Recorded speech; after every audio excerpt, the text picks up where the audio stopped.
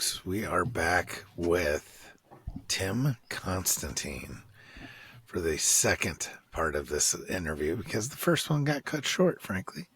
So Tim, tell us who you are and where we can find you.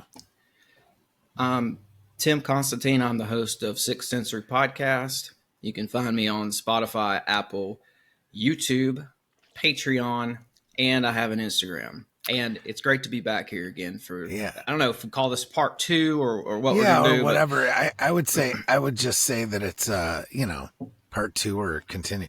Either way, go check out the other episode we did together too. So yeah, man. I'm so sure we were talking, probably segue some stuff, right? From that last absolutely. One, so so one of the things that we kind of left off on, and I had to rush along because I had another, interview in like a minute, so we kind of pushed along, but we kind of started dabbling into the hidden chamber by the pyramids and like art that talks about like the stuff that's in there talks about how it was built and things like that. That's kind of where we left off. Yeah. Well, since we talked, and we've also had that announcement about the stuff like the scans. So yeah. So it seems like that's back in the societal lexicon again. And we've heard over the years, many people sort of theorize that there is something under there, whether it's an ancient city or what have you. I mean, I've always kind of thought that there was more down there. And of course, I think we probably brought this up last time too, when you were talking about those Minoan statues that we thought were just heads for centuries and they're full bodies. Right. Now, I mean, do they know that for sure? What's that? Oh, about that they're full bodies. Yeah. I mean, I've got a picture on here on my laptop of them where they've dug one out. Yeah. It's crazy. Mm-hmm. Yeah. You can see all the people. It's not an AI image.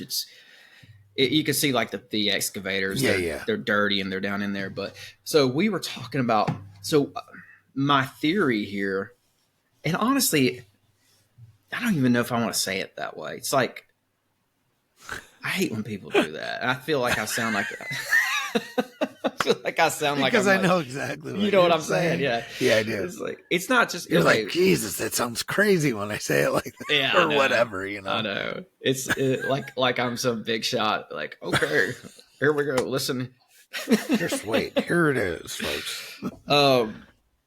What I've come to think through research is that there was a chamber of sorts that was sealed off down there. And I think we talked about that last time. And you look at the work of Edgar Cayce as well. I think he was a Kentuckian originally. He was a clairvoyant, and he was able to do clairvoyant stuff and get information. Yeah, and a lot of times, now that sounds kind of woo woo and like kind of shady, but when you look into his predictions, a lot of them turn out to be accurate. Especially the stuff to do with like geography, geology. Like he said there was an old river that ran through Africa to I don't know if it was a branch of the Nile. I don't remember the details, but they did after Cayce, they went back and they found exactly what he was talking about. And he said that there was the Hall of Records I think it was the Great Pyramid. So that's one next indication. To the Sphinx or one of those. It's somewhere on Giza. Right. Somewhere on the Giza Plateau. Right? Mm-hmm. It may have been the Sphinx. But anyhow, there's reason to think that there are chambers there, especially with the old Freemason legends of Tubal Cain. They caught wind that a deluge was coming. They caught wind of the flood. They took all their knowledge and sealed it in a chamber beneath the Great Pyramid. So that's been the legend. And that's not a legend that's necessarily out there. I mean, it's funny, Bennett, like I told you last time, I'm like, if you look at 9 vaults. Yeah. Right. They've taken that down from Google now since we talked about it. Right. And I know it's not Of course because they- I said it, but it's No, I don't know. but at the end of the day, it's hmm you know. So if people go look up 9 volts, you're going to have to look deeper because it's not as readily available as it was a couple months ago. And that's, that's the nature of Google, man. That's how it works. But this guy that I talked about, John Kinnaman, Uh-huh. he, the guy who in the 20s said that he discovered a chamber beneath the Great Pyramid on the south wall, and that it had records in there, and that the records pertain to the creation of the pyramids themselves, and that it had to do with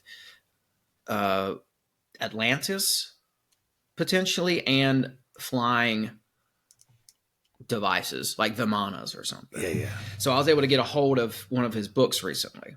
It's very rare, so I'm excited about this. And this is a book that guy wrote. This is from John Kinnaman. It's called Diggers for Facts. And I haven't read it all the way through yet. I haven't even barely touched it yet because I just got it. But it's interesting because what this is biblioarchaeology, Right. which they say this guy was just an archaeologist until he made that discovery. And I think it was maybe 23, I think it was. After he makes that discovery, his whole trajectory switches and he becomes a Bible archaeologist, like Right. overnight. So he did find something, right? Yeah, something changed them, right? Yeah. So I got this book. I'm excited to read it. Contents here. He goes into Bible lands, early writings and biblical origins, archaeology as related to in the Bible, the story of Abraham and Lot as revealed by archaeology. Let's see, Moses and the Pharaoh's daughter, King Tut and his relation to the Bible, that kind of a thing. Right? Yeah. So cool stuff, man. I'm looking That forward is to cool this. stuff. And the fact that they're, from the 20s, 30s, that's pretty awesome. Mm-hmm. There were only 2 of these books available online. I got one of them. Nice. So I'm stoked about that. Do they reprint it? I don't think I think it's probably been long out of print. That's what I gathered. Yeah. Like, could you this go is on original Amazon and find it? You know what I mean? Yeah, this is like an old. You can tell, like it's hard to Yeah. see in the picture, but it's like this is like an old book, man. Yeah. It's That's like awesome. Yeah. So this is one of those guys that's just been written out of history. Yeah. Yeah, that's a whole episode right there, man. Yeah. That daggone book. Yeah. So I'm excited to see what the contents hold there for that. But just to touch on Kinnaman, I mean, as you can I got see, it written down now. he was a real person. Yeah. He was Right. a real archaeologist, and he's got other books out too. I think they said he published 4, and I could barely find any traces of those online because I think They've the Smithsonian has kind of written them right out of it. Yep. Right. written him out of history. That's crazy. And I mean, I was on a show a couple days ago with this guy, and he started talking about the Cincinnati Club, which is a club. Now here's the deal.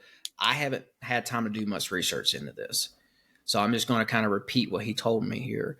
But he's like, the way he put it was that not all presidents were Freemasons, but all Right. presidents were in the Cincinnati Club. And he goes on to kind of tell me about this. It's just like a secret society for elites and presidents, essentially. They still have a building in D.C. So he's telling me about this, and I'm like, oh, man, that sounds like the Cosmos Club. He's Right. like, what's that? So I told him, and I was like, they still have a building in DC too. You could pull it up. So they pull up the building for the Cosmos Club, and it's it looks like the X-Men building or something, right? It's like like any of those comic book movie, like League of Extraordinary Gentlemen or something like that. Of it, right. Yeah, and it's still in The DC. headquarters building. It's the headquarters building. And he pulls it up and he's like, dude, this is right across the street from the Cincinnati Club building. Wow. And so we found that on, it was cool. It was so cool. Like we just made that discovery on this podcast. But what I was getting at was the Cosmos Club was founded by a guy named John Wesley Powell. He was associated with the Smithsonian as well. Yeah. He had his hands in a lot of pies, but he was, from what we can tell, he was responsible for sort of cleaning up ancient sites here that they didn't want people to know about. As conspiratorial as that sounds. Yeah, I know. Man. I'm thinking to myself though, like this, I don't know why this just hit me.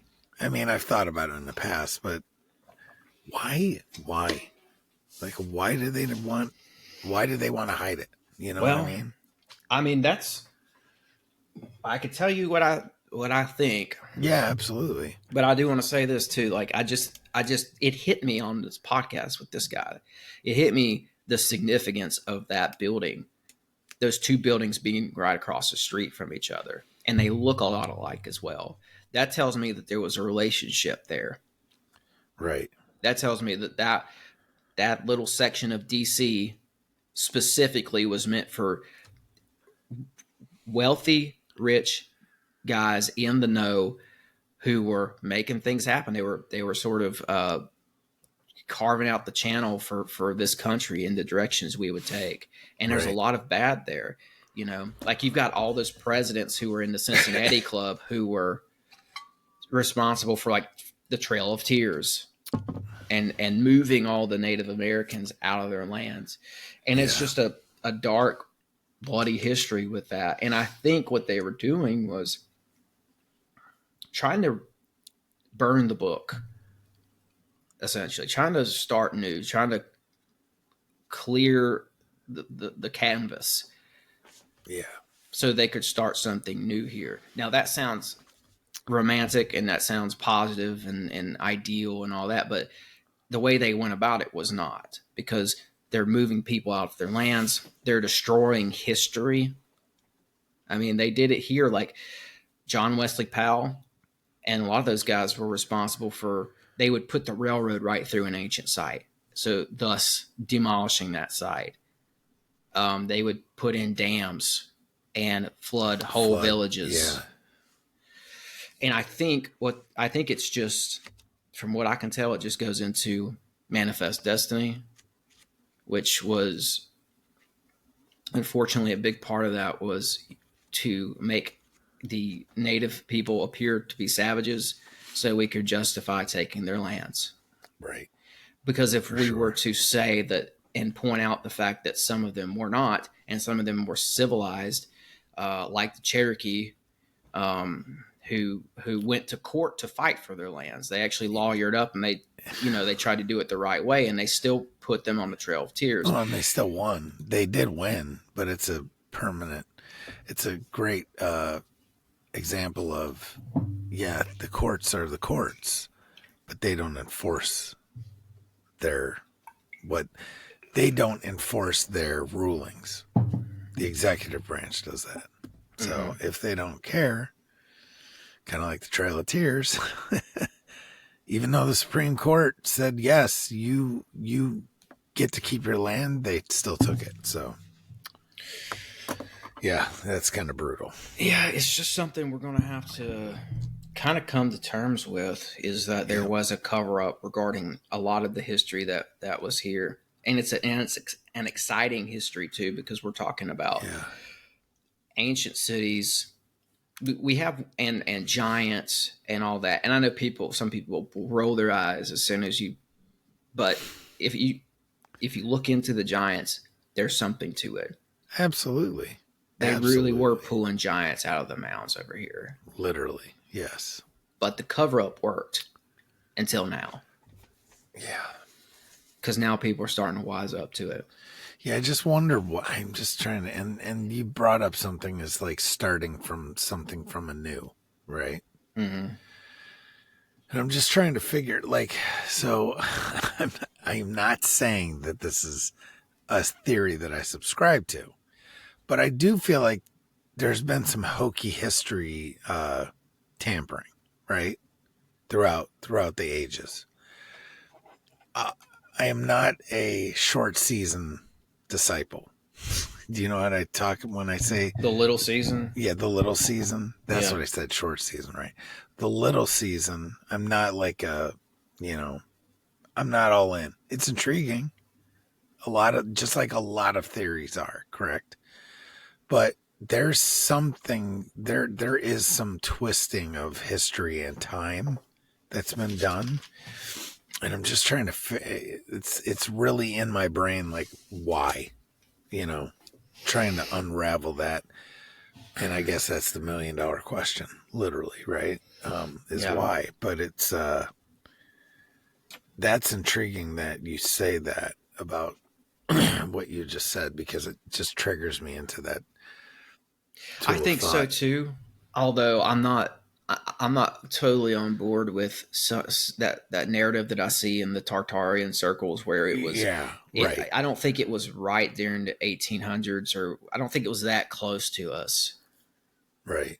You know what I'm saying? They're saying that like there was a great reset in like it seems like the late 1700s or something. Yeah, but I think so in my brain. It's possible, but Yeah, in my brain, it's maybe even earlier than that. I'm leaning towards that. Yeah. Yeah, so like because I mean, if you think about it,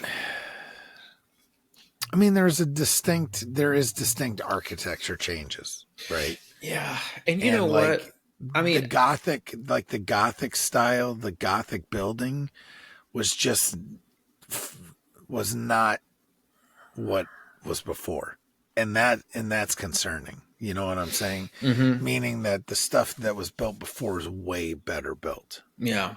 even than the Gothic style of cathedral and stuff. But Yeah. with all that being said, it's one of those things. Yeah, I don't think it was so close. But I'm more of now kind of going to like there's a time gap there of somewhere, around 700 years where like nothing happened. Yeah. And you're telling me that we made no progress? They'll be like, oh, it's the Dark Ages or whatever, but no, Yeah. that's just not how it works. I could see something around beyond 1100 AD. I could see, and I'll tell you why, because somebody I know has I don't remember what the term is for it, maternal bloodline. She's a part of a royal maternal bloodline, and she's related to all these very important women who were royalty, and that bloodline starts to go hazy right around that time. Yeah. Around 1100.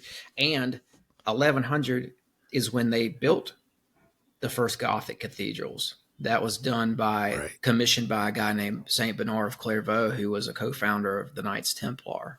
Right. So yeah, maybe something was right before that, right around there. It's hard to say. I mean, it's intriguing. It's all super intriguing. But so is like, it all is. But it's part of the issue. Yeah, I'll throw a nod to the Tartarian crowd, though. I mean, I'm not. I just want to see more evidence, so I'm not totally against anything right now. But yeah, no. I will say this: late 1800s, you do see the Great Fires in all the major cities over here. Yes, correct. And it's very strange that there's a window of time where all the major cities in North America burnt down. Right, San Francisco, Chicago, Seattle. All of New them. York, Chicago. It is very suspicious. Yeah. And so was that a part of covering up an ancient civilization that was here as well? Yeah, maybe. A lot of our cities, in my opinion, are built on older cities, and you can't go by the Wikipedia founded by date. Right. You can't do it for Chicago. I mean, they said that a Moorish or an African American guy founded that in the late 1700s, I think. But if you look at artifacts like the Wabanzi stone, they go back further than that, and they point to an ancient group of seafaring people who were using that as a port way back when. And they had these crazy artifacts that they'd set up at the at the where the mouth of the river met the Great Lakes, they set up these big stones so they could go up there and do rituals on them Right. for safe passage back down through the Mississippi into the Gulf. They were pagans and they wanted to do right. a safe passage ritual. And that was, we found one of those stones in Chicago. It's called the Wabanzi stone, and it's in a private collection now. You'll never hear about it. It's been written out of history, but it's crazy, and it's got an ancient face on it. It's a wild looking artifact. So, and even Nashville, man, even in Nashville, did I go into this last time? I don't think so. Okay. Yeah, I found evidence that Nashville is an ancient civilization. We built the city right on top of it, and it's in a lot of old articles, old newspaper articles. They found a lot of stuff here, and it just wasn't published. We had a pyramid here. It's like I have a picture of it. Right. Yeah. They say they built that though for the Centennial Expo of I think 1897 or something like that. But beyond that, what I do have is an article from late 1850s about these guys who were excavating either a cave or a tunnel that went from West Nashville in a southerly direction for about a mile under the city, and it ended up at Fort Negley. Now, Fort Negley is a star fort. Yeah. You know about the star fort lore. I do. They seem to date back to an earlier era. So, right. But even more than that, in this article, they're describing what they're finding in this tunnel. And it's a sarcophagus that was 9 foot long, a sarcophagus in Tennessee. Right. Huge vase urns that could hold like gallons of substance, water, whatever. Right. And the urns and knives and like swords and handles that were engraved with a weird language. And right. also on these urns, they said it was an undecipherable language that looked Eastern. That's all they said, Eastern. So that could be Egyptian, that could be Greek, right. that could, Mediterranean, Mesopotamian, I should say, or so on. So, and that's in this article. And they were talking about how they were going to like really go for it and put out a whole paper on that. And really, and so that, and that kind of stuff just never sees the light of day. But what's a sarcophagus doing in an underground tunnel in Nashville? And here's the thing, man. I've been trying to find out where the mouth of that cave was, or that tunnel was, because the ancients were using that for something. And in the article they said that it all points back to there being what did they say? An ancient race and an ancient metropolis or something like that that pre-existed Nashville, that we built Nashville on top of. They come right out and say it. Right. And so I think though, because I know where Fort Negley is, so I can kind of use that southerly direction in West Nashville, and I can kind of pinpoint where I think that opening was. And I think it's right where the Parthenon sits today. Okay. And the rumor is they built the Parthenon on top of a cave opening. I don't know if you've ever seen that Parthenon, but it's weird. But it's weird. It's weird. There's a 49-foot statue of the goddess Athena in there. So is it like the Parthenon? And yeah, is it exact replica? It's exact replica, but is it same size or just to scale? I think it's the same. I don't know, but it's big. I think it's either the same size or close to it. But the giant statue of Athena. Mm-hmm. And we've got a freaking weird though, man. Like in Nashville. in Nashville. And I mean, Like, it just, who built it? Like, why did they do that? well, I mean, we say right. proverbial they, right? The official story here is that they built that for the Centennial Exposition, Gotcha. which is, basically part of the World's Fair. Yeah, it's always a World's Fair that they build stuff for, Mm-hmm. right? Mm-hmm. And then tear it down But or whatever. if you look around Nashville further, okay, for instance, there's the Downtown Presbyterian Church. Okay. There's absolutely nothing Judeo-Christian or Protestant about this. It looks like an old pagan temple. It's an Egyptian temple, but it's Presbyterian. I love it. And if you go inside, you go inside, it's got Egyptian, instead of crosses and disciples or whatever, there's Egyptian iconography all inside. Even on the podium is like a phoenix and some other iconography. There's nothing Protestant about, or Anglo or whatever. So it's like, and they call it like they say that it's an Egyptian revival church, because the narrative is that sometime back in the 1800s, a bunch of people over here got real interested in Egypt and started, I don't know, trying to look like pharaohs at parties and build Egyptian stuff. And it doesn't make sense unless you think about it like this. This is what makes sense to me. They were pulling the stuff out of the ground. That's why they were right. excited about it. Right. I mean, isn't our story that there's like Egyptian ruins in the Grand Canyon? Yeah, and in Tennessee. And in Tennessee. Mm-hmm. What the and heck? guess where that's at right now? At the bottom of Norris Dam.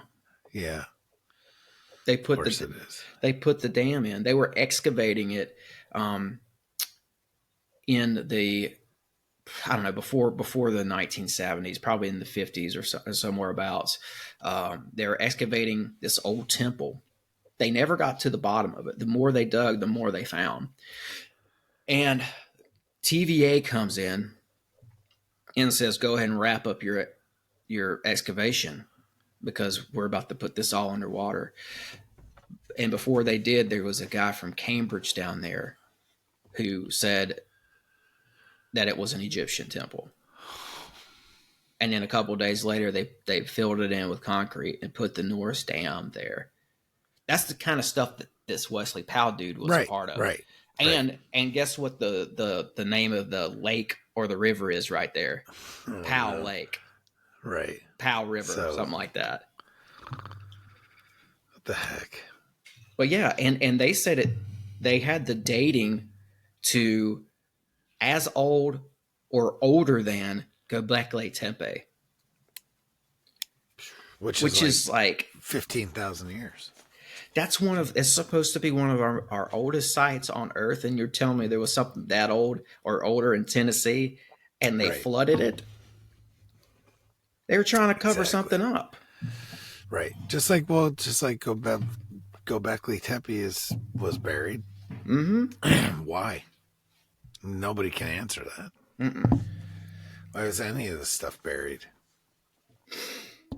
Man. Yeah, and those kind of articles just keep going. Like, if you just check out some of these guys that go out and dig through these old articles, they find this kind of stuff. I had a guy on named Travis Roy. He'd be right in your wheelhouse. He goes through and finds and curates old newspaper articles of giants. Wow. And I think he's got a couple wild man stories in there too, like old Bigfoot stuff. Yeah, the stuff from New England is usually wild man stuff. Yeah. So, it's a vast and untapped and very exciting history here in North America. That's why I was always a big proponent of like theories like, well, and he doesn't even go into the part about civilization, but Graham Hancock and that book that he did before, Before America, I think was what it was called. Maybe. Yeah. America Before. Yeah, I got it over here. America Yeah, I'm Before. Yep. looking. I've got it somewhere. But and he doesn't even get into that part of it. Not really. I mean, he talks about the serpent mounds and stuff a little bit, but doesn't go too deep. Which that's all in your area there too. Mm-hmm. This is another good one here. America, BC. Yep. Barry Fell, America, BC. Yeah. This dude is interesting. Barry Fell. He's I mean, this is a great book. This goes into some of the stuff that I touched on, like that whole Tellico Lake Egyptian temple stuff. That's not in here, but there are other things surrounding that he touches on. So you will get a good overall picture. One of the things that's in here that's super intriguing is the Bat Creek stone. Okay. So the deal with that is it's Hebrew, and what's a Hebrew artifact doing in Tennessee? Right. Right. Now, to add to that further, that whole site is now under Tellico Lake because they put in Tellico Dam in the 70s. There was an ancient city down there. The Cherokee, I believe, moved into it, and they put their one of their main capitals there. It was called Chota. Okay. On the old maps, it says Chota, the metropolis. I'm sure most people aren't familiar with the Cherokee having a metropolis. No, probably not. But they did. They did. And this Bat Creek stone was found Bat Creek was right there, right outside of Chota. So what's a Hebrew artifact doing in a Cherokee metropolis that's now underwater because the government decided to flood it? I just heard a story about it goes with this.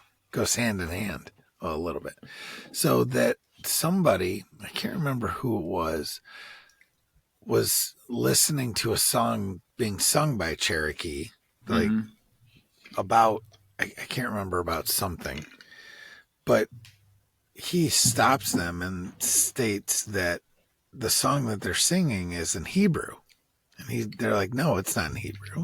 It's in Cherokee. But I guess this guy could understand half the stuff they were saying. Yeah. Right? Yep. So that goes right along with that. That goes right along with it, man. That's because they had... Well, what I'm starting to see here, I'm not going to say my theory here is... What I'm starting to see here is that I'm I think... starting to figure out. What the research has presented is that there seemed to be a multi-ethnical metropolis or metropoli or whatever here in the South, in Tennessee, probably all over North America as well. Anywhere outside of the Ohio or the Mississippi, or in our case, the Cumberland River, which I think attaches itself to the Mississippi at some point. That was an ancient highway. They were using it to go up to the Great Lakes and mine copper.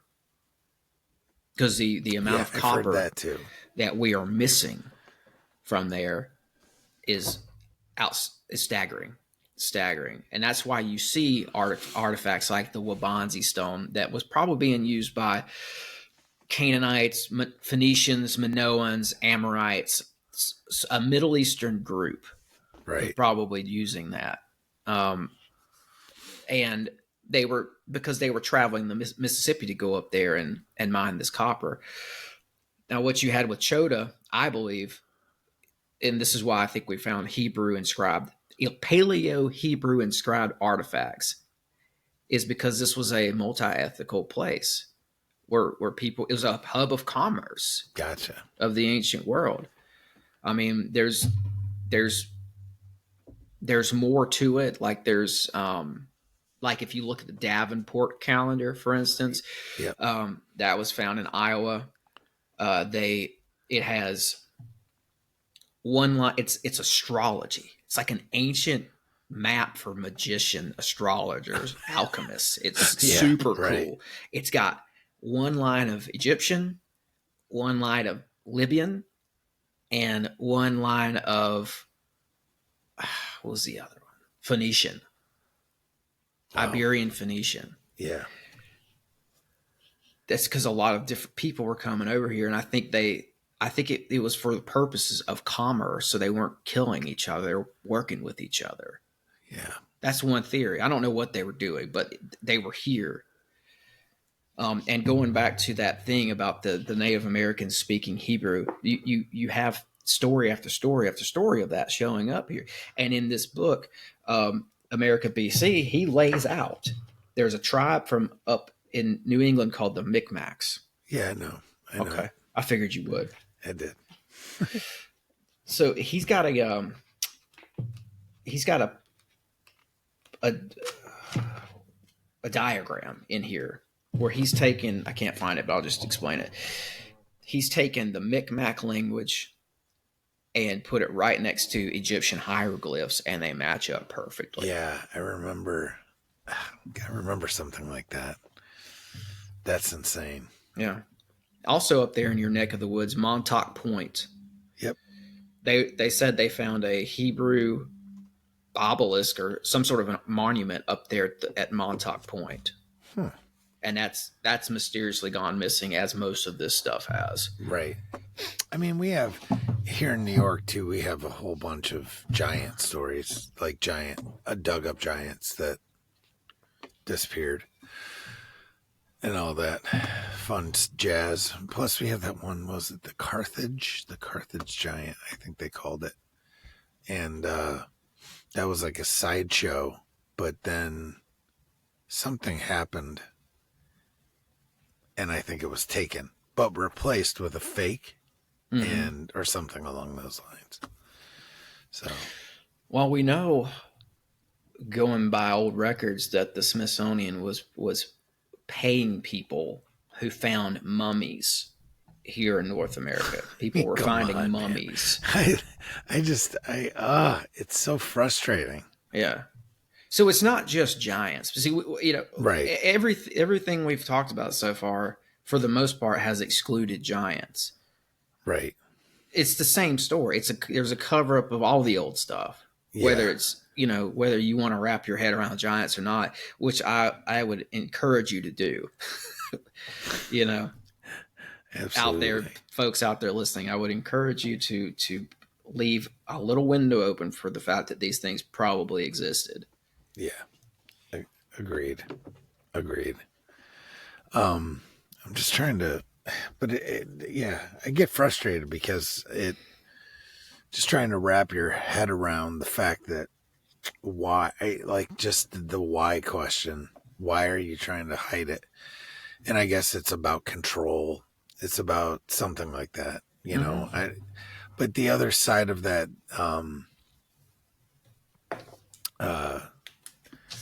that theory, the little season theory, is that they basically erased history, right? Mm-hmm. And they still are. So that kind of... Well, I have a thought for you, and it goes along with something you just said, which I like. Control, right? It could be many different reasons, but falling underneath the umbrella of control. And I would agree that at least that's at least half the story here. I mean, and I found this with like Nazism, like the Nazis were kind of born out of an occult amalgamation of occult orders. Yep. That part of that being Freemasonry.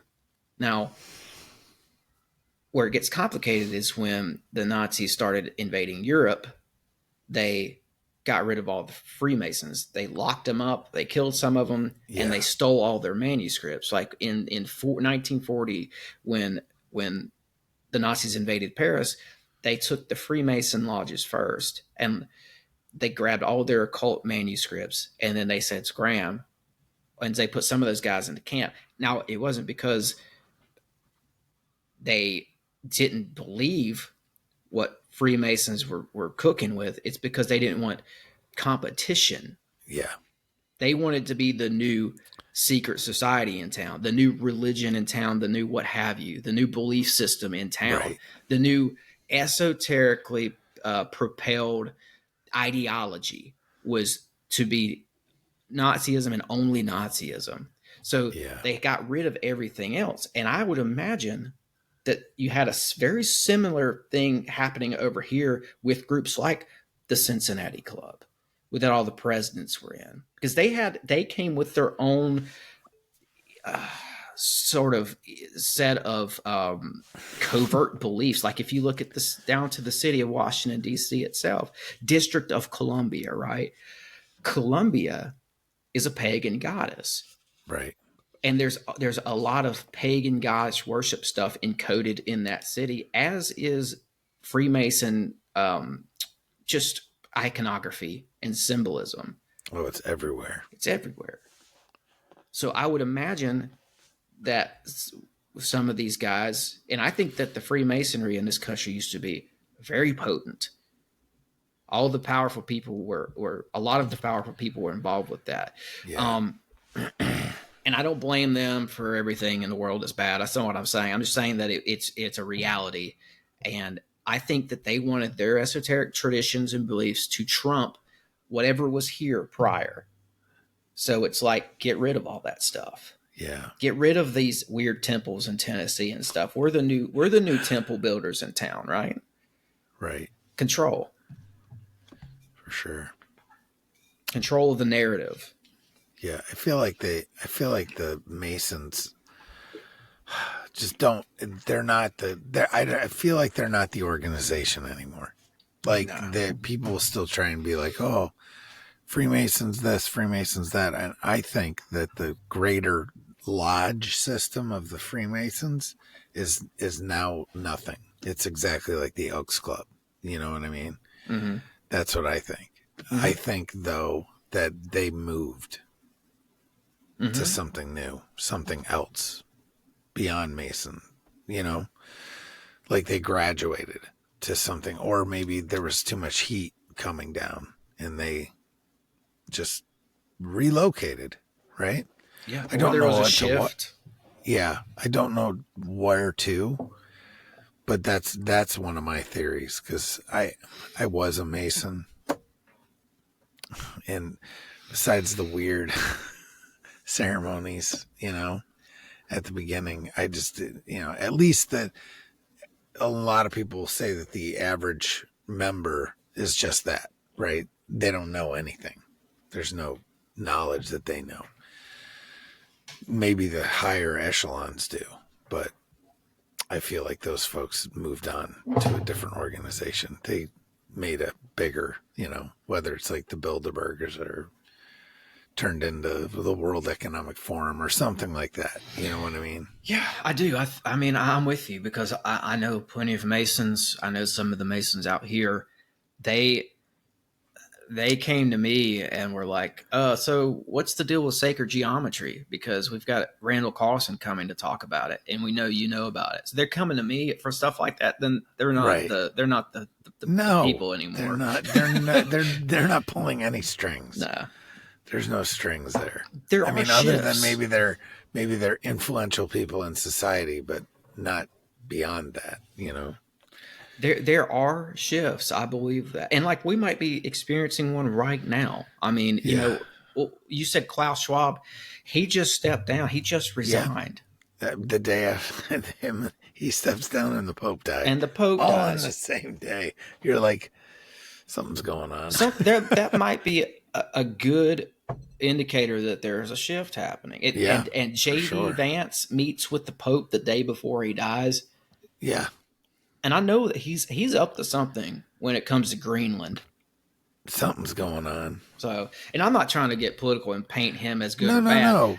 I'm just saying, like, keep your eye on this Greenland situation. Yeah. Because all those big tech guys that were at the inauguration hanging out, you know, or standing there, you know, Bezos, Musk, Zuck, I think, well, I don't remember the other guy's name, but they've all invested millions in a Greenland project right now. Yeah. And what is, freaking Greenland. Well, Well, it goes back to what is hidden there. You know, that's it. That's exactly it. The Nazis were there. right. So here's the deal with Greenland that people don't know. Okay, you remember Operation High Jump, Yes. 1946, Yep. going into 47. We send Richard Byrd down with a fleet, a freaking army to Antarctica. Yep. So it Yeah. and there seems to be there was I'm positive that it has something to do with Nazis Yeah. Like because of the Nazi. Nazi base that was down there. Yes. Correct. They called it Neuschwabenland, and they did go.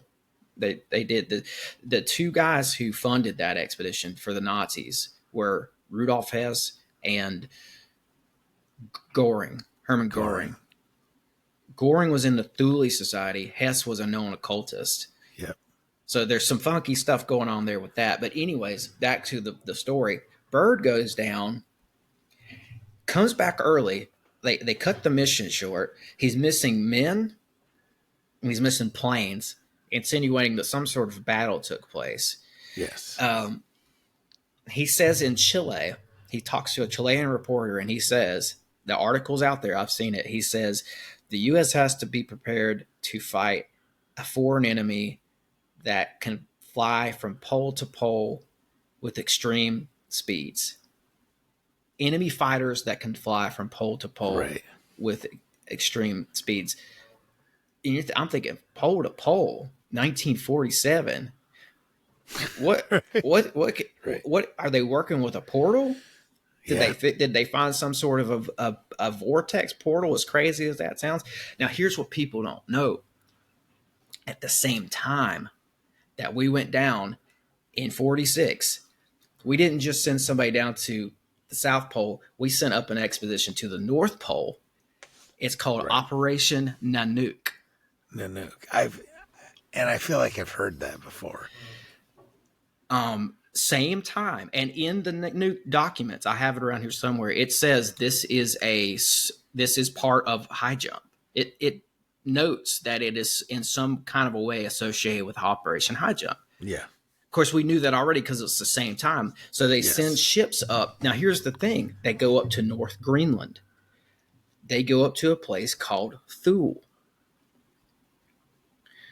Now, if I can make this brief, Thule Society is what the Nazi Party was born out of. Right. When the Nazis took Denmark, because Denmark owns, or I don't know, they're the keepers of Greenland. Greenland's a protectorate. Yeah. So, yeah. When they took Denmark, they went up to North Greenland and established a base called Thule, I believe. I know they went up there and they established it, and I think they called it Thule because they were the Thule Society. They literally believed in an ancient civilization at the top of Greenland. That was, Blavatsky called it Hyperborea. The Nazis called it Thule or Thule. They believed it was some sort of an extension of the Atlantean Empire.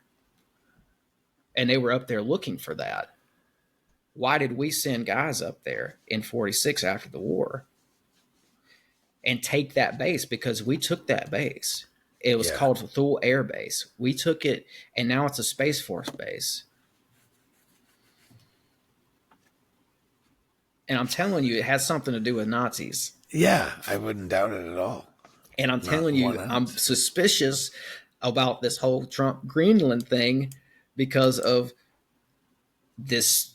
There's a shadow of an enigma of Nazi stuff happening up there. Yeah. Just like there is in Antarctica. Right. Still, I mean, like Antarctica is one of those places where you're not able to really walk around. You're not able to, they only give you access to parts. And it's so weird. Well, that's what they're going to do with Greenland. They're going to remilitarize it.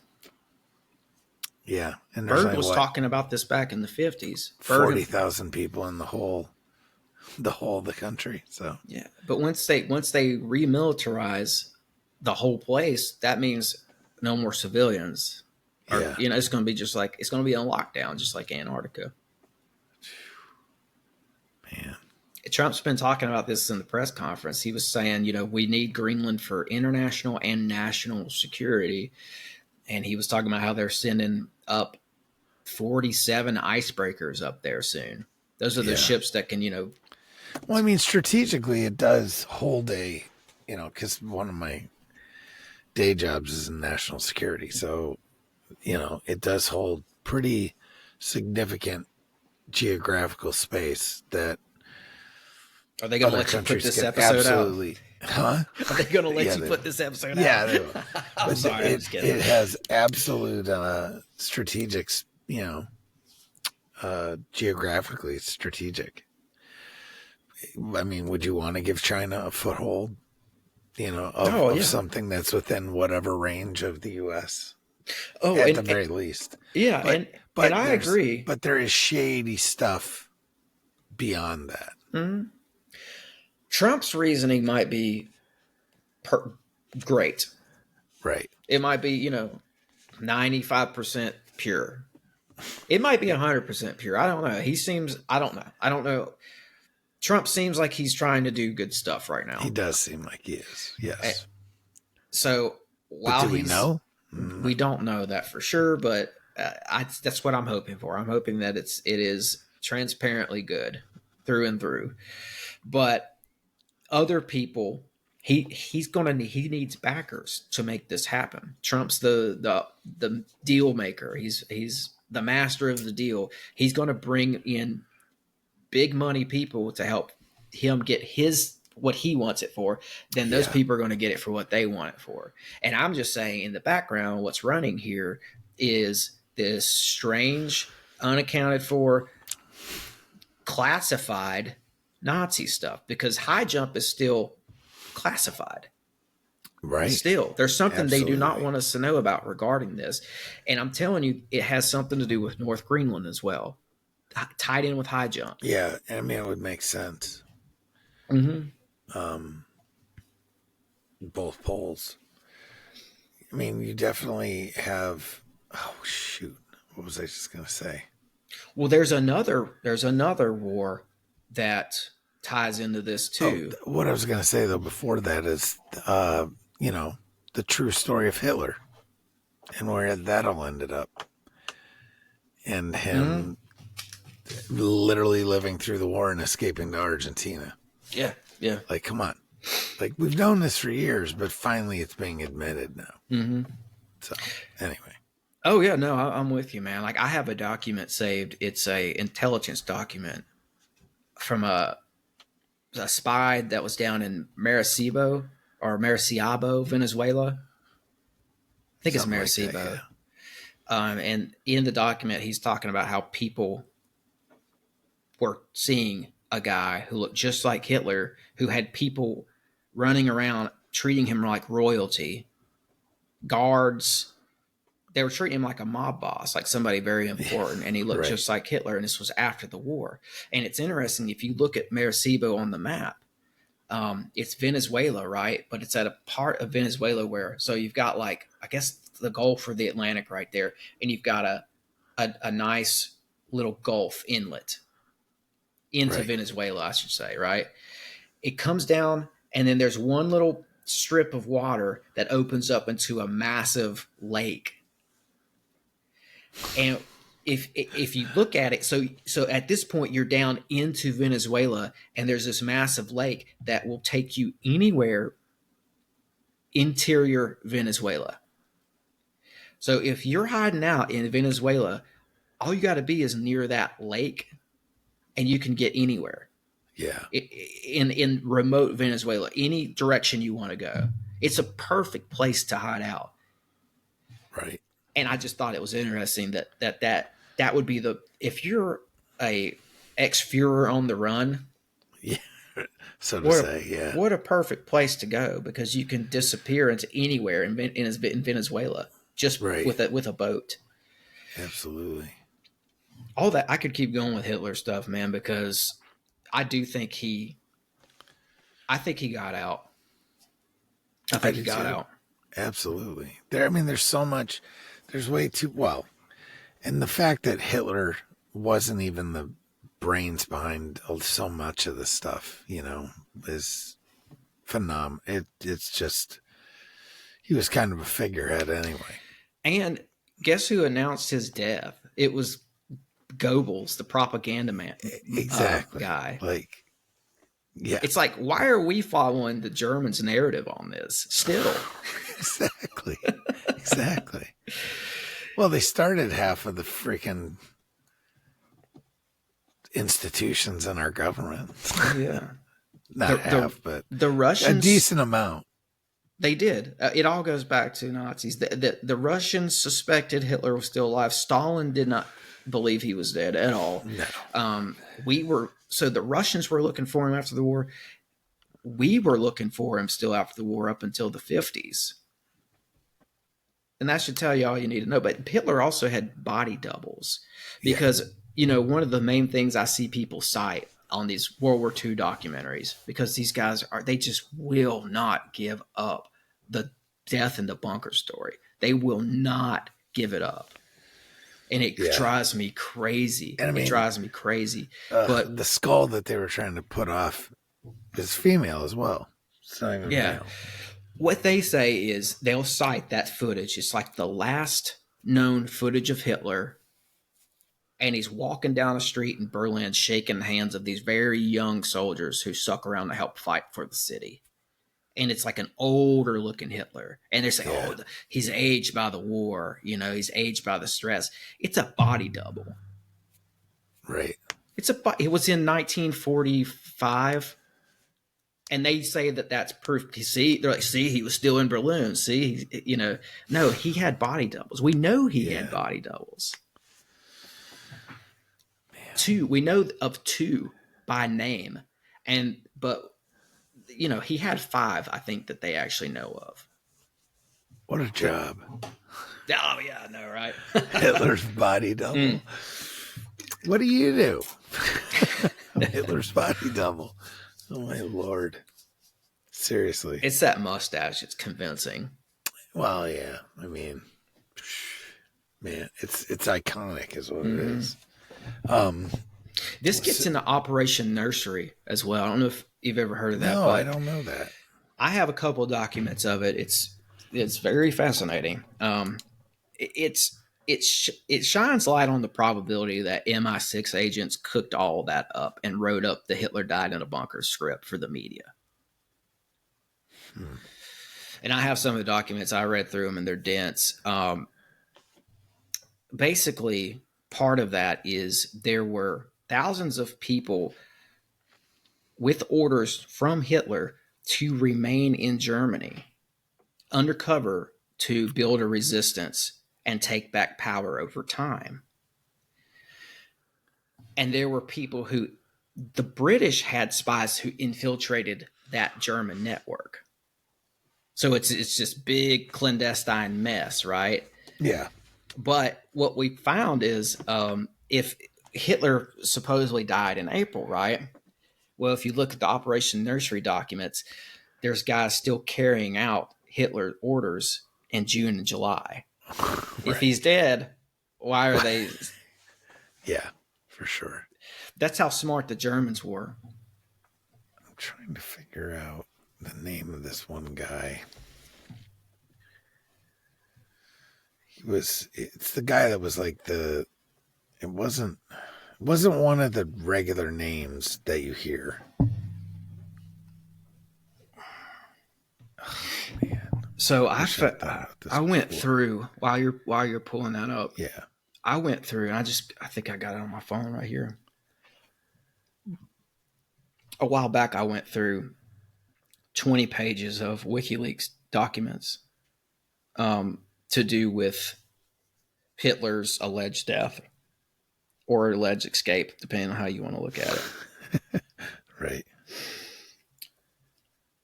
And here's some of the intelligence. This is like bits and pieces of like intelligence documents. It says, disregarding the news of Hitler's suicide on April 30th, many believed that U-boat 530 had spirited Hitler, Eva Braun, and Martin Bormann and others out of Germany and had landed them on either the coast of Patagonia or Neuschwabenland in Antarctica. Right, Neuschwabenland. On the 16th of July, a detailed account of Hitler's supposed escape and hiding place in drowning Maudland, Antarctica was published in the Argentine newspaper La Critica. And from there, it got reported in other newspapers. So there were headlines in 1945, like Toronto, where they said, "Oh, Hitler's on ice in Antarctica." So, and this is the cool part. This is what I was trying to get to. The speculation of this increased when U-boat 977, under the command of Ober Lieutenant Heinz Schaffer, appeared at a coastal city in Argentina, right down there where Patagonia is, out above Patagonia. And these U-boats surface and they're full of Nazis, but they weren't normal U-boats. They were part of the Fuhrer convoy. They were like the Air Force One of German U-boats. Like, what are these guys doing down here? Right? And they had like taken off their name patches. They had totally gotten rid of the ship's logbooks. They were prepared for people to come on board and not find anything. They had scrapped everything. So nobody knows what they were doing. And it's just super suspicious because this is a type of convoy that would have gotten Hitler out or other major Nazis. Yeah, for sure. But the name, it was Bormann. That's who I was thinking. And he ran the show. Oh, he was the money man. Well, I mean, he was the chief of the Nazi party.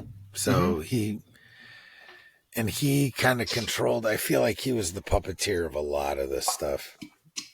You know, he was a finance genius. Yeah, and he hid all the money. And this is how they, paid off the Argentine government, paid off the places where they stayed. Peru, all the different dictators. Oh yeah, Juan Perón bought protection and then ran basically and essentially a whole bunch of different companies, from South America. It just got richer and richer and richer. I got to tie this in because this is going along with this. So that Fuhrer convoy of U-boats that shows up, they showed up at Mar del Plata not long before Byrd's expedition. Right. So there's always been that suspicion that this Fuhrer convoy U-boat shows up, and then that was like the final straw for us. And we said, okay, go ahead and send Byrd down there because he might be in Antarctica. Now, I think there's more to it, but I think they knew something was – I think they were going to go down to Antarctica anyway, regardless of Hitler being down there. So – yeah, it's that, and there's just – I feel like there's plenty of deals that were made. Well, that's the nature of what we're talking about here when it comes to Bormann. Yeah. Because there is, if you look at the research, strong indications that he definitely made it to Argentina. Oh, yeah. And they think he may have made it with billions. Yes. Made it there with billions. It was the folks that got there, it was their retirement plan, basically. And our guys, once we got all our paperclip Nazis like von Braun and Dornberger and all that, those guys were working at NASA, and we found out that they had like the equivalent of 1940s PO boxes that were linked to Mexico and from there South America. So they were linked up with some sort of a Nazi post-war financial hub being ran out of South America. Absolutely. Bormann probably had his hands in that. Of course. I'm sure. Yeah. I can't remember the guy that I heard that's just got this litany. It's just a giant piece of research on, I think I heard him on Tinfoil Hat, but I can't remember his name. But he knew everything. He's got an accent. Oh, okay. Oh, that's Al from Forum Borealis. Probably. Oh, yeah, that's him. Yeah. You're right. That guy. That dude there. Yeah. He's got the whole thing, man. Well, I'll tell you, a lot of where he's getting that from, and not that he's he was saying 3 books. yeah. So and I'm not saying he doesn't do his own research, because I know he does, Of course. but a lot of him putting the puzzle pieces together, and I'm saying this because he said this. He said this publicly. He's like, I've gleaned a lot of this from Dr. Joseph Farrell. Now my mind is going to fail me. There's a couple other guys like that who do. I recommend Farrell. I got one of his books right here. It's The Philosopher's Stone, Alchemy, and the Secret Research of Exotic Matter. And he does go into the Nazi summit here. Like Nazi secret weapon programs and stuff like that. Like the Bell and stuff. But yeah, but Al breeds a lot of Farrell's stuff, has him on the show and all that. So, and there's a couple other guys that he has like that. I think Walter Bosley is another one that he talks to, and there's one other guy, but I'm not remembering his name. The stuff's out there for people to find it. For sure, it is, and I think it's mostly legit. There's a lot of legit. I mean, even Hunting Hitler. Yep. For a TV show, that was pretty good. Yeah, they did a pretty good job. Yeah. That was Tim Kennedy and Marty Skovlin. Yeah. Yep. And they had a major CIA guy involved with that TV show too. Yes, Bob Baird, I think. Yeah, I think you're right. Yeah. Yeah. He was like the guy in the back, right? And then they had the other 2 guys going out to investigate. Yeah, that was a good show. He was pulling out all those FBI, CIA documents on this stuff. Correct. I mean, they had pictures of this guy, but they had him with his family, and like he's. That's the other thing. I know we have DNA, so just run it. Just run it. Because he's got living, descendants. Oh yeah. See, that's that's in the some daughters vault and all somewhere. the other stuff. So he's got them. Yeah, they totally. I think they totally fabricated that bunker story. The more I looked into it. Yeah, for sure. I agree. I totally agree. They didn't even have a body, man. The Russians. They have that one skull allegedly that came, but again, it was tested and it wasn't even a male skull, or whoever looked at it wasn't even a male skull. They interrogated and intimidated Hitler's ex-dentist into saying that it was his teeth, and it wasn't. Yeah. There you go. Right. There you have it. There you go. Done. Yep. That's enough reasonable doubt. So absolutely crazy. They definitely made it down there to Argentina. I mean, regardless of what you think about the death of Hitler, there's a whole laundry list of Nazis who definitely made it down there. For sure. Yes. Richter. I mean, and they live in an alpine village. Yeah. Literally. Yeah, exactly. Where they everyone's white and they all speak German. So explain, folks. Oh, it's just regular. It was not regular migration. No, not migration, but what's the word I'm looking for? Immigration. No. Nope. So yeah, they got the compounds down there that are still there. Oh yeah, these kids. These go Nazis, on Google Maps sometime and listen. It's crazy. The grandkids stuff you'll find down there. It's the grandkids of the Reich. Yep, it's insane. Yeah, that stuff is also, Well, I'll give you one more too, and this might tie in with something from earlier. So we know the Nazis were given refuge in Argentina, obviously, by the Argentinian president Juan Perón, who was a major Nazi sympathizer, fascist.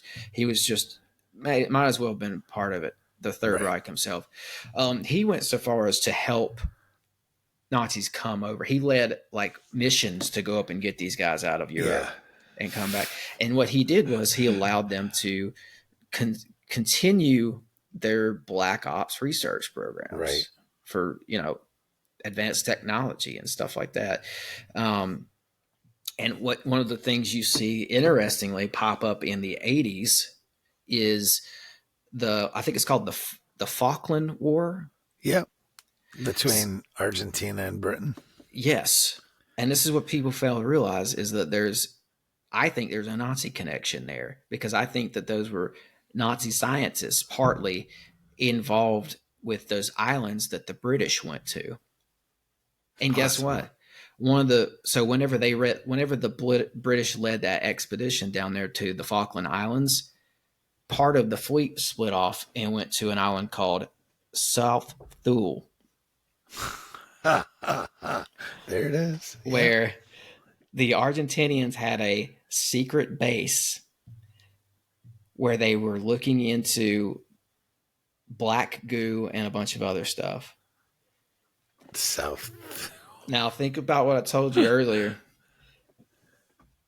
Top of Greenland, the Nazis had a base called Thule. That would have been North Thule at the North Pole. This one is like 140 miles off the coast of Antarctica, so it just makes sense to call it South Thule. Right.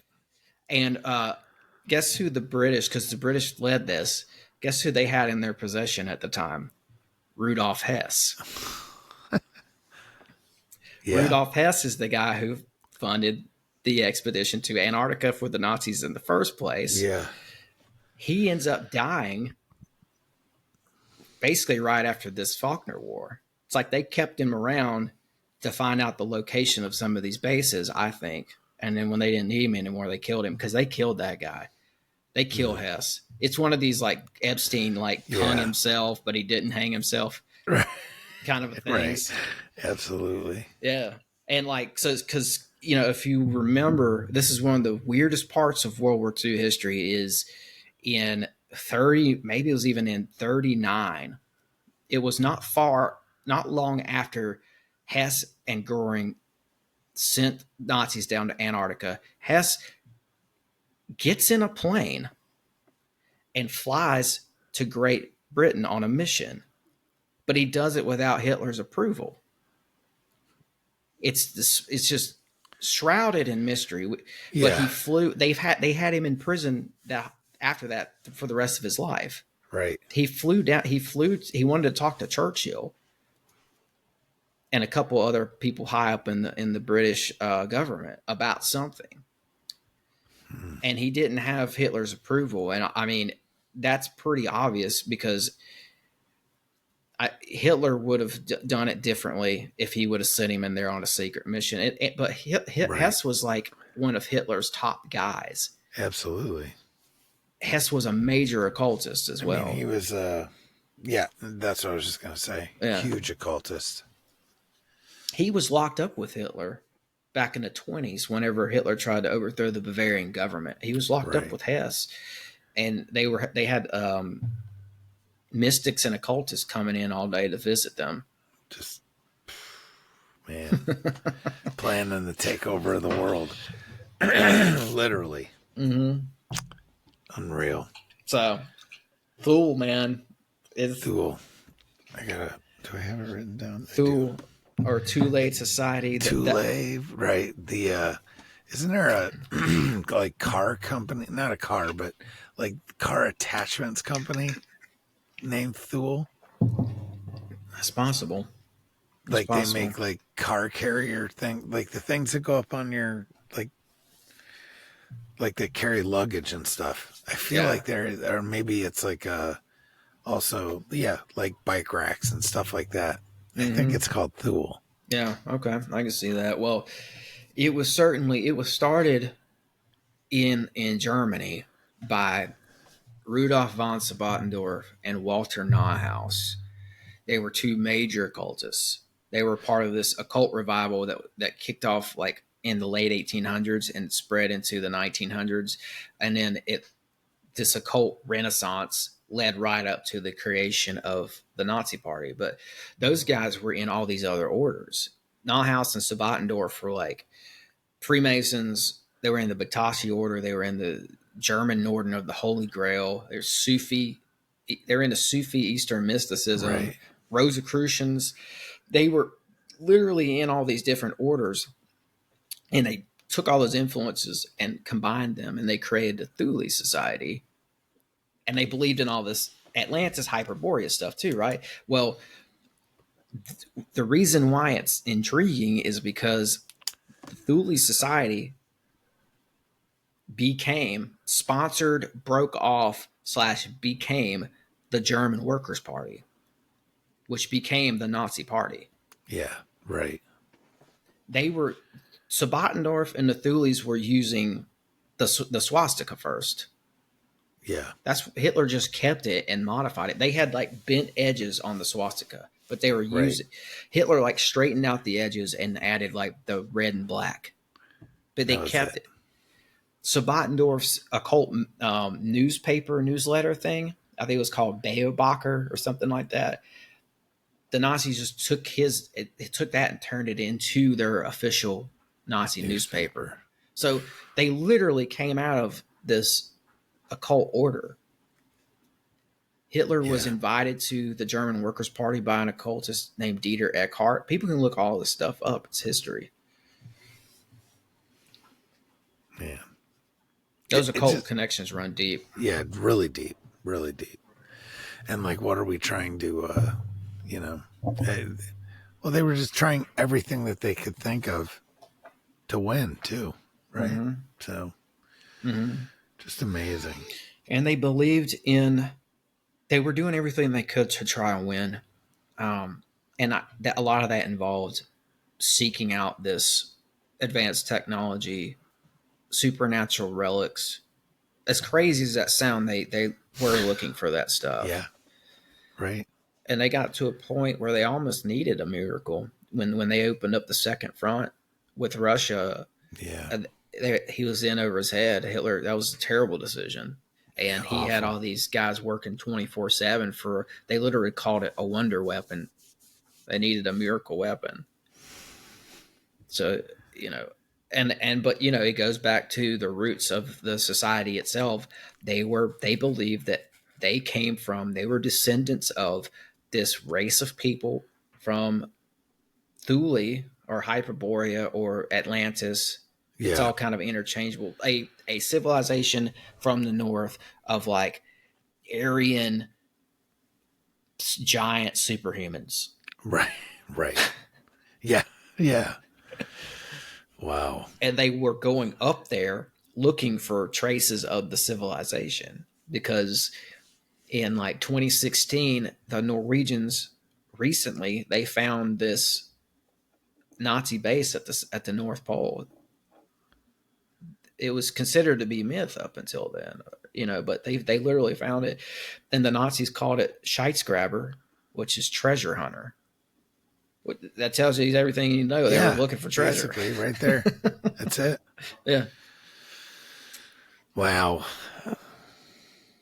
Makes my I love brain that old hurt. World War II stuff, man. Yeah, no, it's awesome. I could literally talk about it all night. Yeah. I mean, you can just go and go and go. Yeah. Let's see. Cryptids. Yeah. So So what's your main, like, what do you really like to talk about? Is it literally everything, or do you like, what are you doing now? Like, what are the things that you're focusing on? Yeah, I'm focusing on this history of North America that we haven't been told or that's been covered up. Yeah. That's what I'm working on now, and I'm looking all at kinds of research. yeah, and I'm looking at stuff. So I told you about the whole Nashville thing and why I think there was a civilization here before. Probably like a very intriguing, possibly advanced ancient city was here. Yeah. And it's just always been here for thousands and thousands of years. I'm looking for evidence of that at other locations now. Well, like, so I go down to the Allegheny National Forest a few times a year. Oh my God, I can't believe you just said that. Why?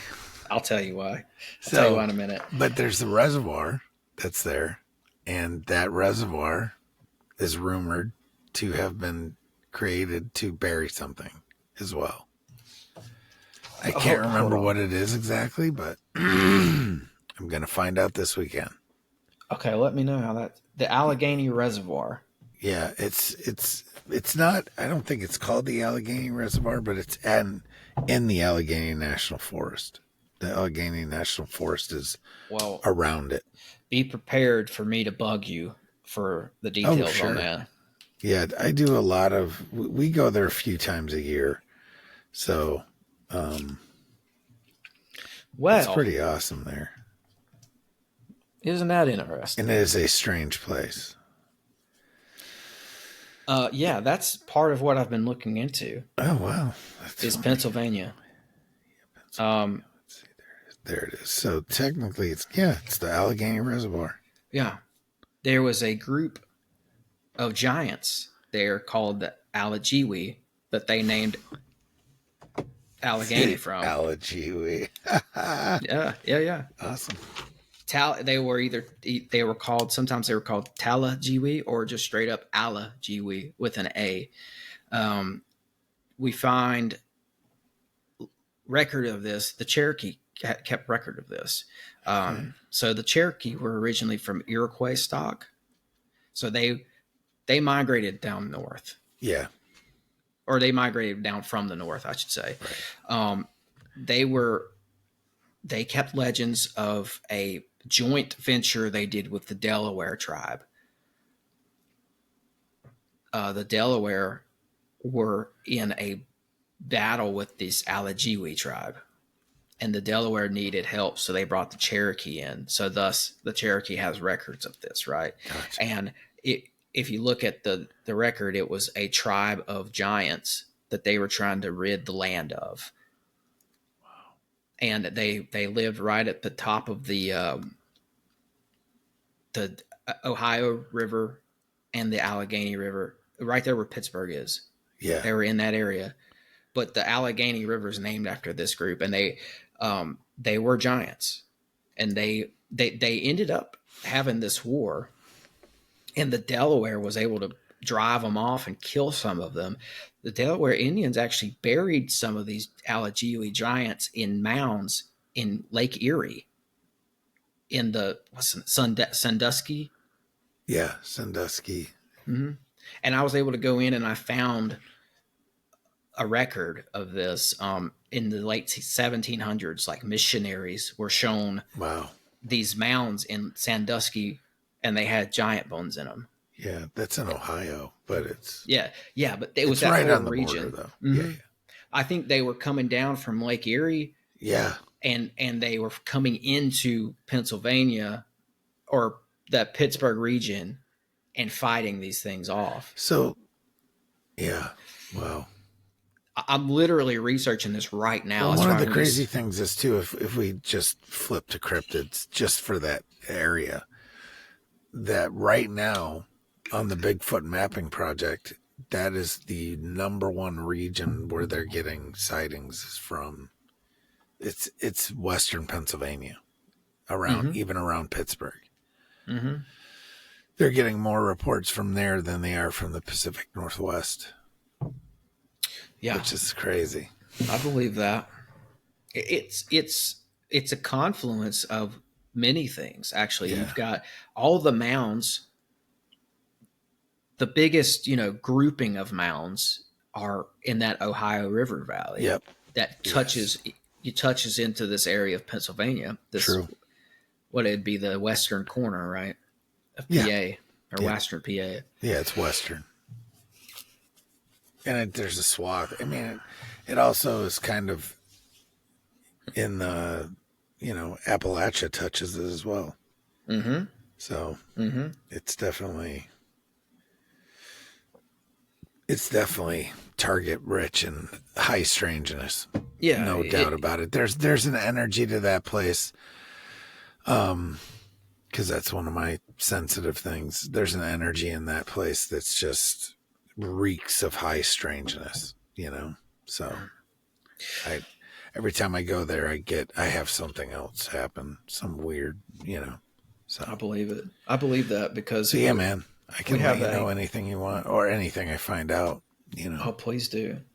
Please do. So, I'd like to know the name of, because like the legend is that is it like what we talked about earlier, where they put a body of water in there and there's something underneath it? I think there is. I think that's and I'll find out for sure, but I'm pretty sure that's the rumor. And yeah, that's the rumor. So, but I could be wrong. But I think I'm pretty sure that's what it is. Okay, So, cool. but Well, I'll let you know. anything. Well, basically, what I'm gathering from you is that there's something hidden there, regardless of how. Yeah, no, it's not even just that. It's just that there's something.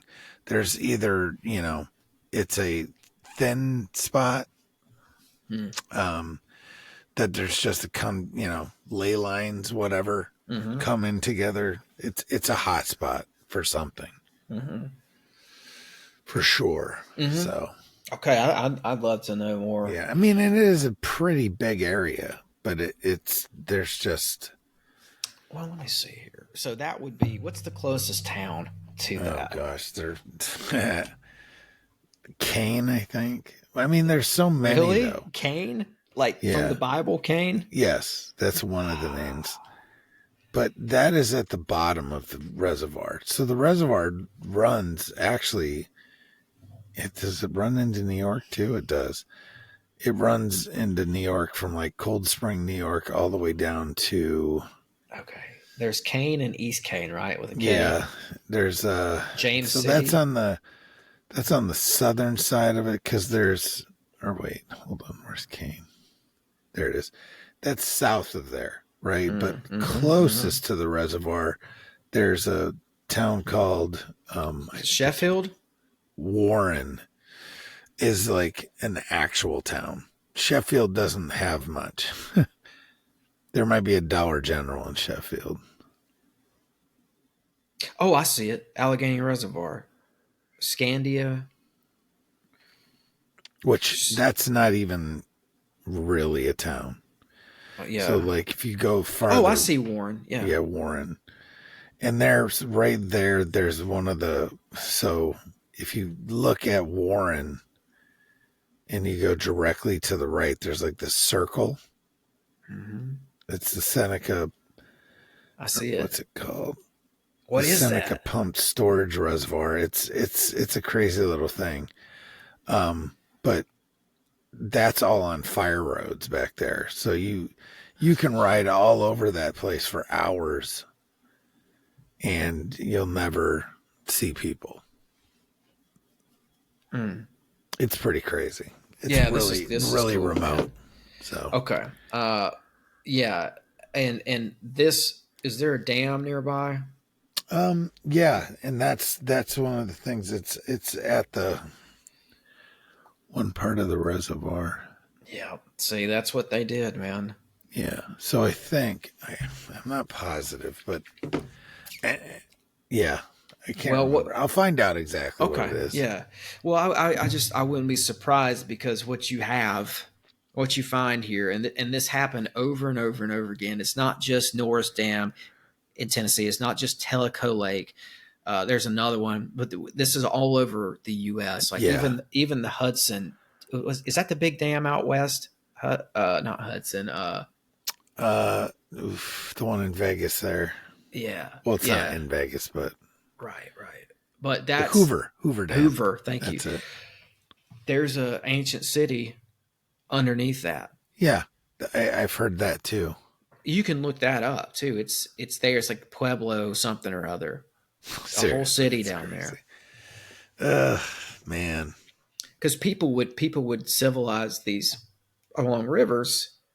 So Right. if you wanted to make something invisible, all you had to do was put in a dam and expand the river into a lake, and boom, it's gone. It's gone forever. So that's, but yeah, this looks like a heavy cryptid area, man. It's pretty remote, dude. Yeah, And we get into some stuff out there. that's cool. Yeah, it's pretty fun. Well, I'll tell you this. I still love the show. I just don't listen to it as much just because I'm busy with other stuff. But Sasquatch Chronicles, Yeah, man. I love love it. that show. Is that And Wes as German? Wes Germer, yeah. Yeah. And I went through and listened to hundreds of those episodes. Yeah. Same. It's probably, I don't know, 600 maybe. I listened He's to. got a lot, man. He's been doing it a while. And this area, this general area of Pennsylvania, Yes. showed up a lot on that show. Yeah, if you look at the Bigfoot mapping project's map, they're from Ohio, eastern Ohio and western Pennsylvania. It's just one blob of sightings, Mm-hmm. and it's pretty amazing. And so stuff is, I don't know if it's because of, I don't know, but it's blowing up. So What do you mean by folks. that? Oh, you mean like it's this information is just coming, keeps Yeah, coming? and it's just like there's a whole lot of activity in that area, with cryptids and just stuff. Just stuff. Yeah, other creepy, Yeah, paranormal. yeah, and I mean, as you know from where you grew up too, it's all that whole the Appalachia in general. Yeah, yeah. It's Lots of spiritual stuff, lots of spiritual warfare stuff. It's A those lot of it. mountains. It's that whole mountain range. I mean, even and I was talking to. I probably brought this up last time. Maybe I did, but Alex Petikoff from Small Town Monsters. We were talking about that New Hampshire Yep, area up there, those mountains.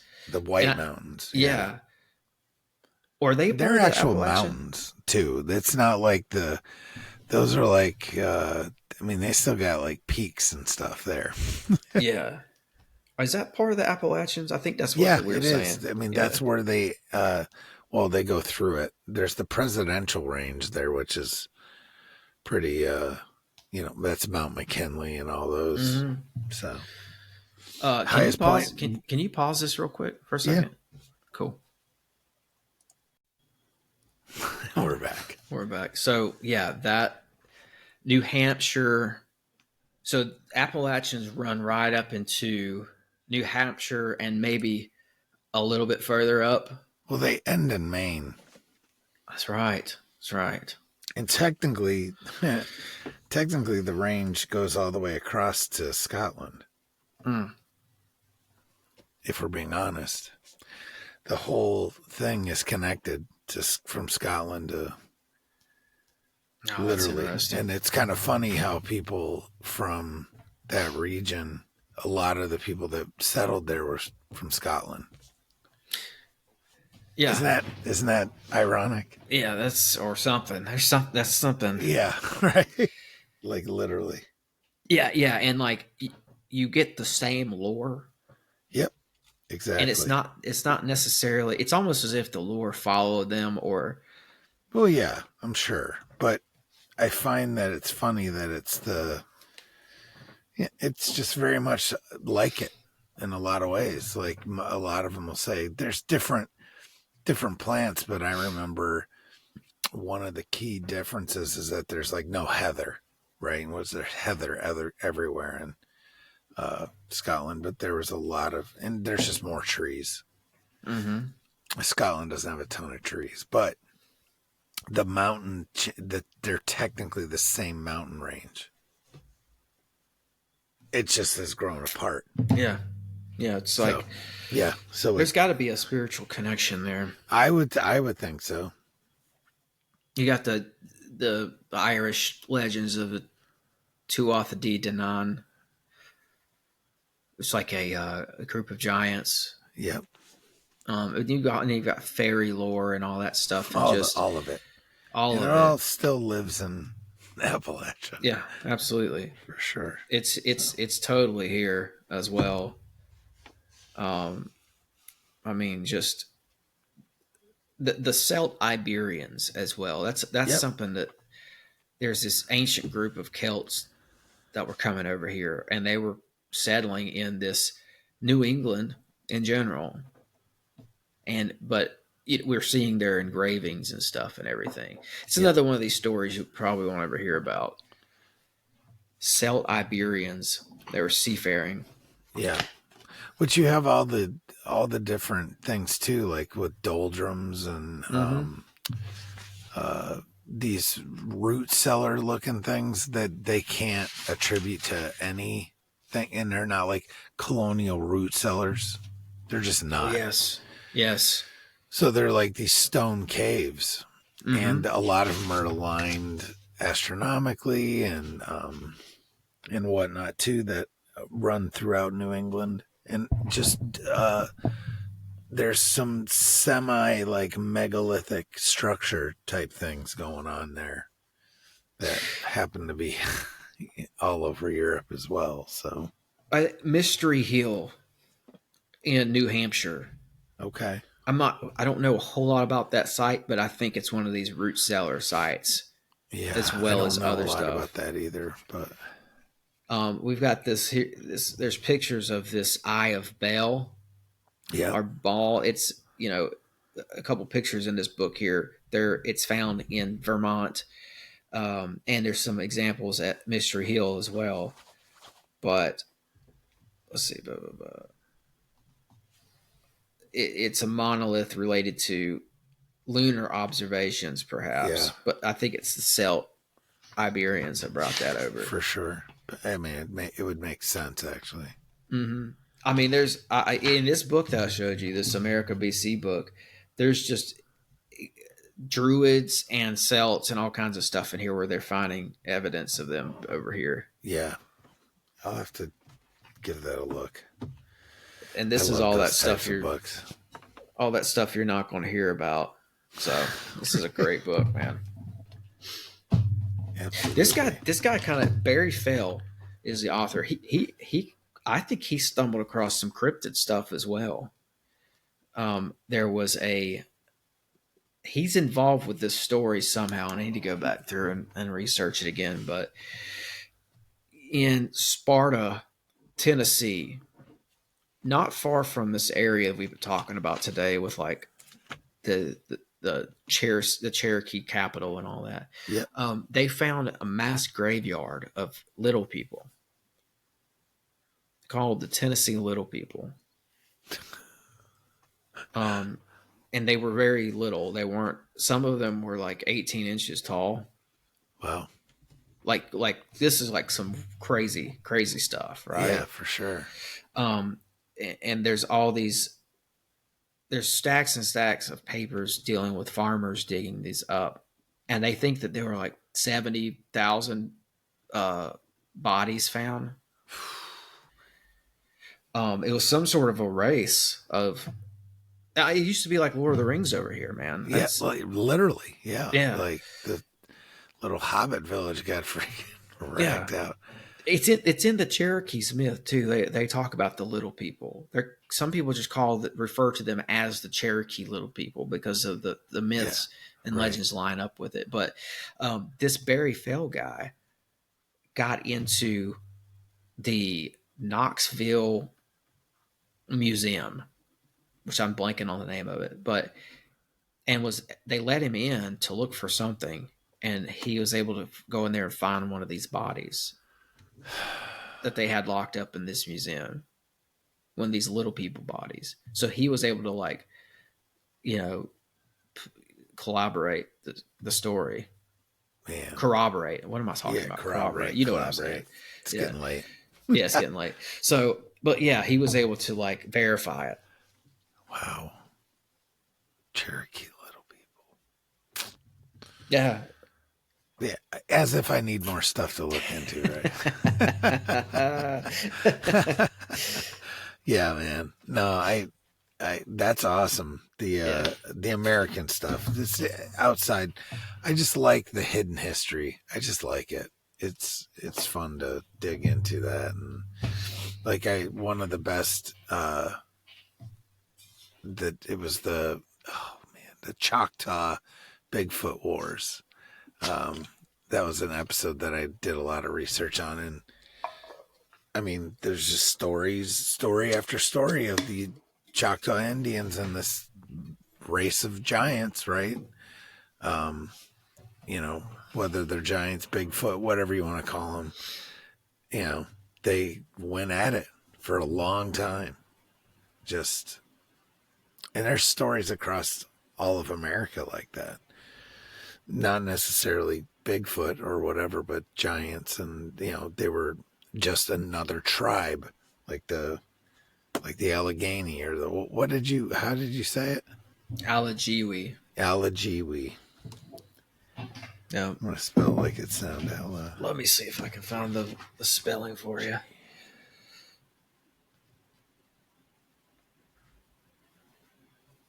So Yeah, so they spelled it Alligewi.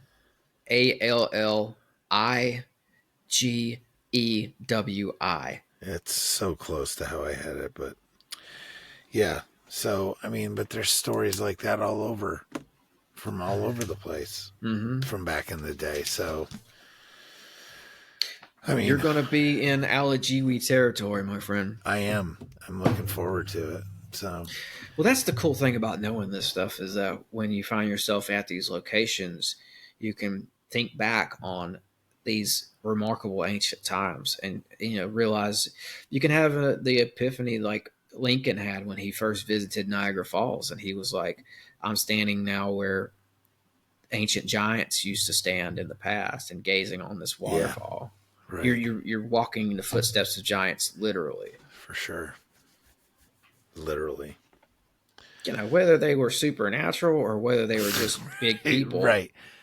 We're splitting hairs. I mean, the problem is it's been turned into some kind of a weird taboo to believe in this, and it's ridiculous. Yeah, it is ridiculous. Agreed. I mean, I can understand people having questions about the story about the 18-inch people that I just told. I understand for that. Sure, because that would almost infer that something supernatural was happening. Cryptid, you know, other side of the veil stuff. Who knows? Or they might just be a small group of people. I mean, we know from the Bible that before the flood and after, I think it says that they were, well, definitely before, there were a lot of DNA splicing happening and chimeras, and I imagine that somebody probably figured out how to make a miniature person, potentially, right? Well, I don't know, like but what, a homunculus type thing. Yeah. No, I'm not opening. I'm not cracking that open. But anyway, we don't have to go there. We don't have to go there. Yeah. So, man, we could literally go all night. Yeah, so we're at an hour and 43 minutes. Longest interview I've done. Really? On this show. Yeah. Okay. But well, I hope I didn't talk your head off too much. Because we could literally talk all night. No doubt in my mind. Mm-hmm. So we'll do it again sometime. The what? Go ahead. What were you going to say? Oh, we'll do it again sometime. Absolutely. Mm-hmm. Again. Yeah. But just tell people where they can find you. And again, all the research. Yeah, I will. And thanks for staying up kind of late on your end and hanging out with me, man. Always. I appreciate your time as well. Yeah, it's fun. It's been a good conversation. I love like talking about this stuff that I'm researching, man, and just bouncing it off of people, seeing what they say and everything. And you know, I've got this whole Allegheny thing I'm gonna look into now. So, but anyway, and I'll give you everything I've got once we just go out there and have done cryptid stuff. Now we're actually doing some filming and whatnot. So we're we have some interviews lined up. So we'll see what happens. Cool. Yeah. Maybe a little documentary type thing going on. So All right. I hope that works out in that regard. That'd be awesome. But yeah, I'll go ahead and wrap this up. My podcast is Sixth Sensory Podcast. You can find me on YouTube, Spotify, Apple, Patreon, and Sixth Sensory Instagram. And come check me out. Yeah, absolutely. I'll put all the links in the show notes. Thank you. Usual. It'll be awesome. All right, Tim. Thanks a lot. I got bad thoughts that make my mind scared. Hold me hostage and they don't fight fair. Who gon' pray for me and wipe all my tears? Who gon' save me if you not right here? Move this darkness and make my sight clear. Take me your way cause I don't like here. Ghosts of my past, they feeling the night air. Wake me up, I'm trapped in my nightmares.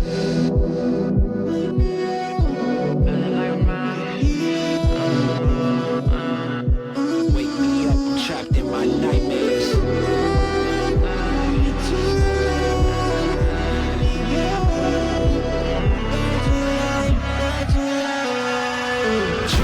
Drowning, I'm off the deep end. Apparitions of all my demons. All my thoughts are committing treason. All alone, who gon' hear me screaming? Manifestations of my fears. Regrets that stretched out for light years. Can almost touch the light, homie, it's right there. Body free but trapped in my nightmares. Wake me up, don't let me drown. All the lights you